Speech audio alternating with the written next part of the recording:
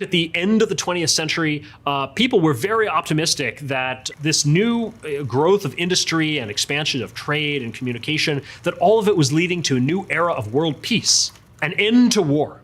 And of course, they were terribly wrong.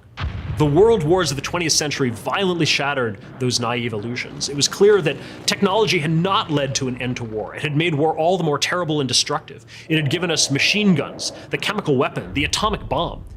And so after the world wars, there was an enormous amount of soul searching. It was this huge blow to the optimists. People just didn't know what to make of it. What was all this technology doing? The reason why people got skeptical, fearful, doubtful of the very idea of progress in the 20th century was because of some very real costs and risks of progress that people didn't necessarily know, what to do with. A worldwide depression, the rise of totalitarianism around the globe. We ran into environmental concerns, right? Concerns about damage to the environment and pollution and harms to human health. We ran into concerns about the risks of technology and whether new technology could create new safety hazards. As early as the 1930s, you hear historians saying and writing that the idea of progress has been discredited, the doctrine is disputed, and asking, Carl Becker asked this, what, if anything, can be said for the progress of mankind? Can we still believe in progress, essentially? And so you got this whole generation that was just wondering, are we on the right track?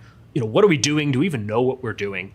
And I think it was a real cultural crossroads. I think you could have had in that moment maybe historians and philosophers and other thinkers who came forth to say, look, the idea of progress isn't wrong. We were a little naive about how easy it would be. We were maybe a little blind to the costs and risks. We need to be more careful and thoughtful about it going forward. But progress is still an ideal.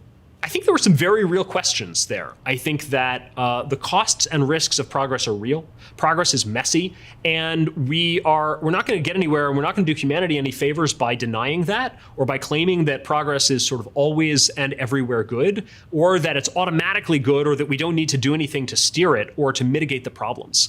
We absolutely do, and we're only going to create a better world for people. We're only going to create human life and flourishing and well-being if we acknowledge the costs and risks of progress and then step up to actually solve them and to move forward.